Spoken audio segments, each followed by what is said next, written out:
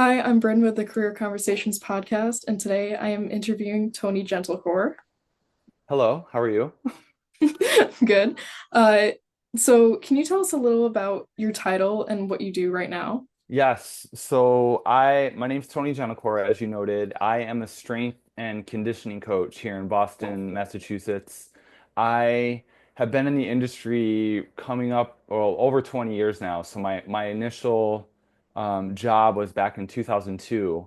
Like, and just for reference, I'm class of 95, so I'm not super old, but I'm not young Yeah. either. So um so I played sports all through high school into college, and then, when I was done playing baseball, I was like, well, I like being physical. I've always Mhm. been interested in lifting weights. So, when I finished school at Cortland State, I had a concentration in health wellness promotion. Like I was this close to becoming a health teacher. It's like Oh.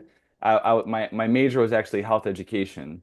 So to give a little bit of background too, like I ended up school at Cortland. I did not start there. So I played collegiate baseball first at Onondaga Community College in Syracuse, Mhm. and then got a scholarship to play at Mercyhurst University in Pennsylvania.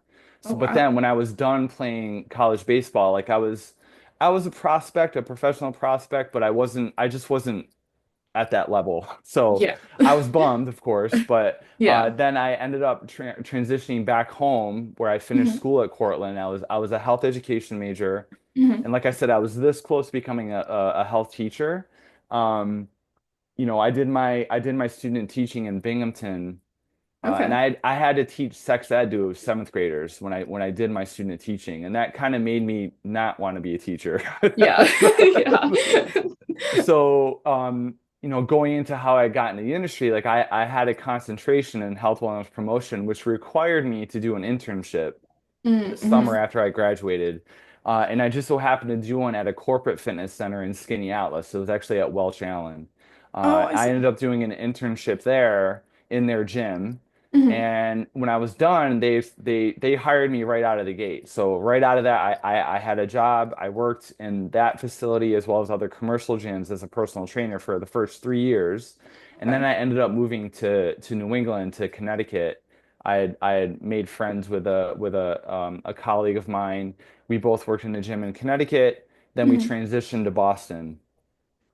And I don't know if I'm jumping the gun on your questions or not. I'm Go just for kind of it. going into Say it. whatever. Um, so long story short, yeah, I'm a strength and conditioning coach, personal trainer. I co-founded a facility called Crusty Sports Performance in 2007.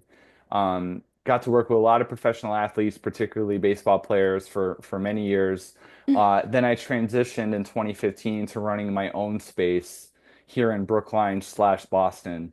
I operated a small training studio for 8 years, and my wife and I currently joined forces, and we opened up a larger facility here in Brookline, Boston, that has been operational for a little over a year now. Wow. And I'm working with a bunch of varying people with different abilities and injury histories and interests and goals. Yeah. Um, but it also includes nutrition, physical Mhm. therapy, psychotherapy, pelvic floor. So we kind of have everything under one roof, Yeah. which is kind of cool. That is very cool. Could you describe yourself as a high school student in like 3 to 5 Oh words, a boy, sentence? I was very average. Okay. Um, I would, I don't recall ever having like a favorite subject, or I mean, I was always into history, but I Yes. would say very average. No, I did what was expected. Mhm. I wasn't like honor society or Mhm. anything like that. I wasn't in like the advanced Mhm. classes or anything like that. So, I don't know if that is a sexy enough answer, but no, it was such a long time ago. My God, Yeah. it was like 30 years ago. Uh, but yeah, I mean, I enjoyed going to school. Like I Mhm. didn't dislike it. Yeah. But if anything, I just waited for baseball season to start. That was really like Yeah. the highlight. So, but yeah, I was an average student. Like I would say I probably hovered in the B range. Okay. Okay. That was probably Yeah. where I was. Mhm. then you might recognize, now that you're going into college, you'll Yeah. soon realize you're like, yeah, you have to take your requisite stuff that's very boring and eye rolly. Yeah. But then once you start taking classes that are like In your in your niche, yes. um, when I was done playing baseball and I was back at Cortland and I was actually Mhm.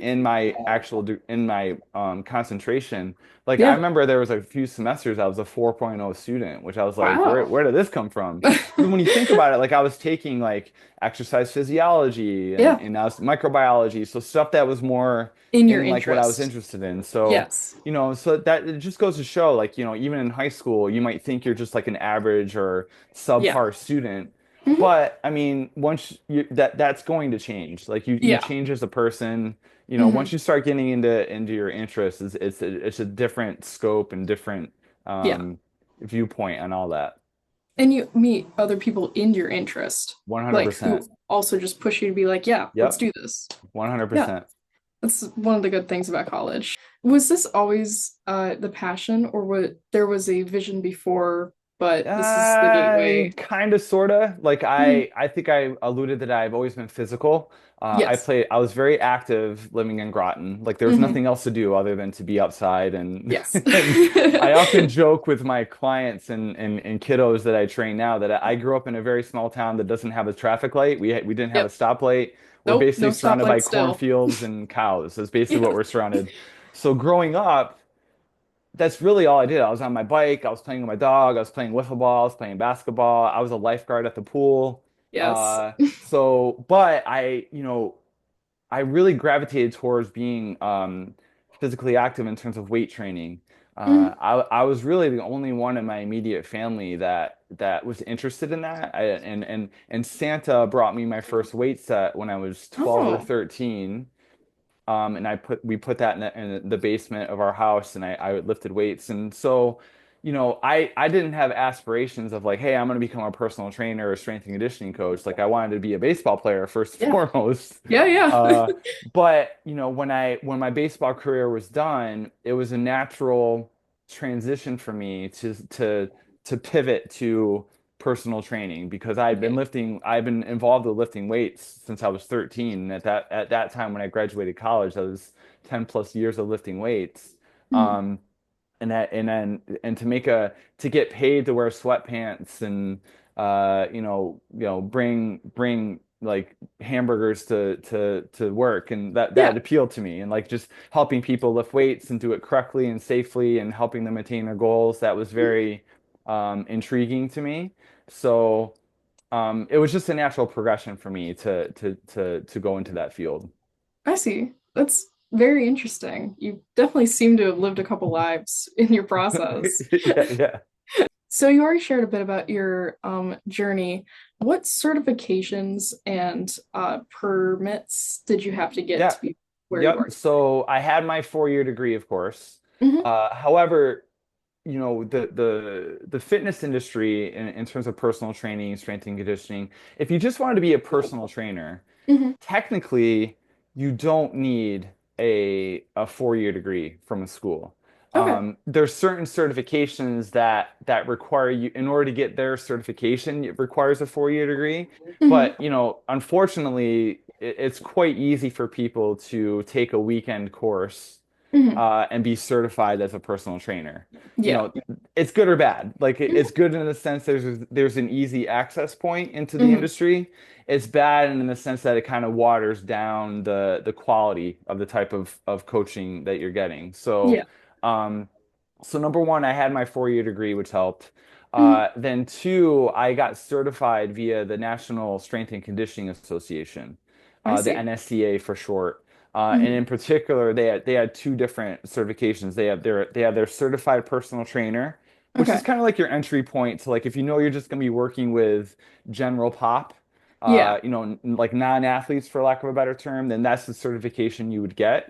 And then they Gotcha. have another one called a certified strength and conditioning specialist, Okay. a CSCS for short. Hmm. And once I knew that, like when we opened up Cressy Sports Performance, when we knew we were going to open up that, we were going to Hmm. be working well at a high school, college, professional athletes. So it made sense to get Yeah. that certification as well.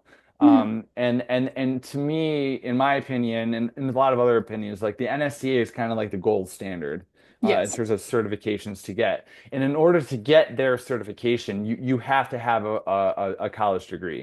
It Yeah. doesn't Okay. necessarily have to be fitness related. Like, if you think about like exercise science or physiology or kinesiology, it Hmm. definitely helps because Yeah. you have the educational background to study it, Hmm. but not required. But again, too, there are other certifications that you can get as long as you pass their exam. Hmm. Don't require a 4-year degree, I see. Okay. but it And helps to have it because yeah.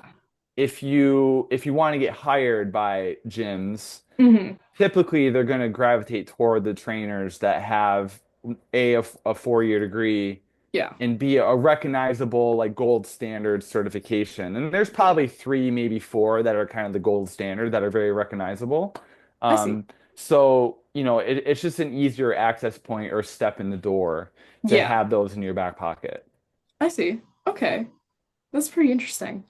Um, you started your own business. Did you do it through LLCs or like what was Yep. that Yep. process? So, the first, I said 5 years in my career, I was a Mhm. commercial gym trainer. So that does not Gotcha. require an Yeah. LLC. Like Okay. you're an employee. Yeah, I And when see. you're an employee, you don't have to have an LLC. You're just basically a W-9 or W-2, and you're getting your taxes taken out, and you're Yeah. clocking in, you're clocking out. Hmm. Hmm. Um, Eventually, when I transitioned to operating our own facility and then my own business, Hmm. yes, we have an LLC, and I actually have two LLCs. So I Okay. have an LLC that covers my personal brand. Hmm. So on top of doing personal training, I also did a fair amount of writing in my career. So I've written for a lot of reputable Yes. online fitness publications and men's health and women's health and et Hmm. cetera. I've also been do a lot of teaching in Hmm. terms of like I'll get invited to do workshops across the United States and around the world, whether it's to other trainers Yeah. or other gym owners that just want to host me for a weekend. Yes. It's like a revenue stream for them. Hmm. So that LLC covers that. It's like I my see. consulting, my personal training business, my writing, and stuff Hmm. like that. Then I also have a separate LLC for the actual gym, which is called Okay. Core Collective. So that Core Collective is just another, it's really kind of like a legal protection point, another barrier. I've never been sued, but Yeah. on the off chance that ever does happen, it's just a layer of protection. So I have Yeah. my personal LLC and I have a gym LLC. That's So separate. That makes sense. to get in this industry, you don't need an LLC. Like if you're just hired by a big chain box commercial gym Hmm. or a smaller privately owned gym as their employee, you won't need an LLC. But if you Yeah. ever go off and do your own consulting or start your own gym or anything like Hmm. that, then an LLC is going to be a good idea. So, starting to get into what your daily, weekly life looks like within your gym, what do you do on the regular? So you like currently you want the business now because Yeah, like like right okay so now. yeah we don't need to know like 10 years ago, Tony, what my No, no, schedule no. was. So typically I coach 4 days a week. Okay. And my schedule is going to sound pretty sick, and it's sick Mhm. in a good way because Yes. people are going to hear what my schedule and they're going to be like, "Oh my God, like you barely work." But there's like work before work, Yes. Of which is course. which is basically what my morning is. Mhm. So currently my current coaching schedule is I Mhm. coach on Monday, Tuesday, Wednesday, and I Okay. don't start coaching until about 4 p.m. and I coach from 4 to 8 p.m. Sometimes 7. It just depends on the who's coming in, who's not. Yeah. And then I also coach on Saturdays where I show up at 8 in the morning and I go to about noon, maybe 1 or 2 p.m. So collectively, I'm only really like coaching or working 20 to 25 hours a week. Sounds Okay. pretty nice. Yeah. However, it took me many years to get to that point, right? Yeah. So, I mean, Yeah. I can think back early in my career, like many early mornings, getting up at 3:30 in the morning, driving to the gym, working with clients 5 in the morning. It Hmm. was awful.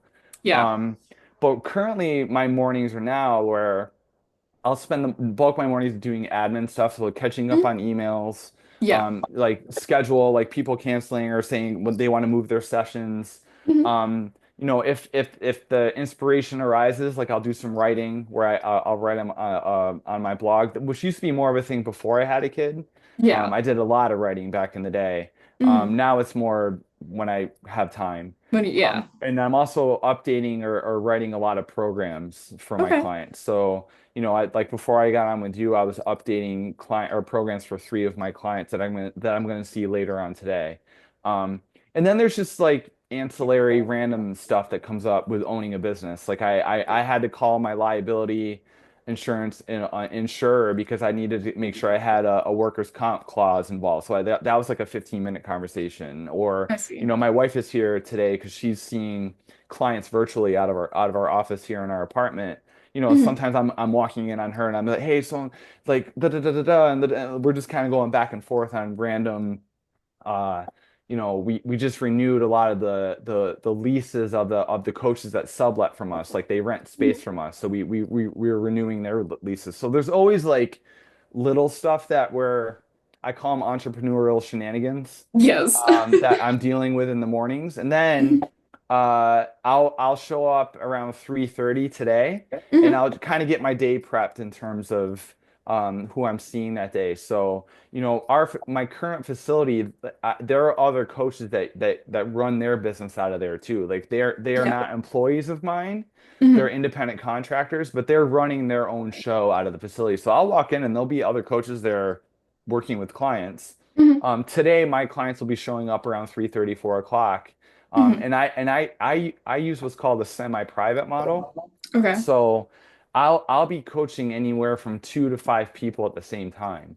But each of those individuals are working off of their own program that I I that I see. wrote that's based on their injury history, Mhm. their goals, their ability level. And I'm Yeah. just kind of doing coaching triage. Like I'm Yeah. fixing this, I'm describing that. Mhm. And it's great. I'm very active when I'm coaching. And Mhm. today I'll be coaching today from about 4 till 7:30. But Okay. in that 3 to 4 hour span, like I'm seeing anywhere from 16 to 20 clients Okay. in those 3 to 4 hours. So Yeah. it's a pretty jam-packed time. And those clients range from a lot. And now that we're in summer, a lot Mhm. of my high school and college athletes that I work with, they're here. So I'm Yes. working, and then Yes. I have hockey, I have basketball, I have baseball, I have football. Mhm. There's a variety of athletes that I'm working with. Yeah. But then I just have people coming in after their work. So, Yeah. and these are people who are your normal blue, white collar individuals that are either working in an office job or they're a Mhm. lawyer or a doctor, and they're Yeah. coming in and getting their sessions in. So it's a nice eclectic Mhm. array of clients that are coming in. I Um, see. and then I get home and I eat dinner, and my wife and I are very much fans of going to bed early. So, once our 8-year-old is down for the count, we're pretty much like, let's go. Oh, It's time guess down it's for the count. time. We're big fans of getting good sleep. So, I see. and and currently that's basically my day and week is that. Yeah. So basically the morning, early afternoon hours are again admin, programs, emails, Mhm. writing, entrepreneurial shenanigans, and then Yeah. and then I actually go coach. I see. Yeah, it's a nice um day to day is pretty even and pretty much the same. How has the strength and conditioning field changed since you started versus where you are today? The internet. The internet, that's a good answer. The internet and smartphones. So Okay. there was a time like when I started that Mhm. smartphones didn't exist. And the Yeah. internet of course existed, but it wasn't as vast Yeah. and large as it is now, or as much as part of our lives. Hmm. Um, you know, in the last 10 to 15 years, because of social media, it's Hmm. been good in the sense that access to information is there. Like Yeah. people have, I mean, there was a time, like, there was probably a good 15-year stretch where I did not work out in a commercial gym because I owned a gym. I just worked Yeah. out in my Yeah. gym. So I was like in this like strength and conditioning bubble where Hmm. everyone was squatting and deadlifting and throwing stuff and doing cool stuff that Yeah. that was just normal in my neck of the woods. And when I remember early, I don't know if the Groton Fitness Center still exists. I think it Yes, it does. does. That was like I remember coming home my freshman year of college, Hmm. and before that there was no Groton Fitness Center. Yeah. I had to work out at the gym at Hmm. the school gym, which was like a Yeah. dungeon at the time. It was a dungeon, It literally a still is. dungeon. It still is. So that was where I worked out. I remember one year I had to plead with the then athletic director, Mr. King, Hmm. because I was working at the pool, the Groton Yeah. pool.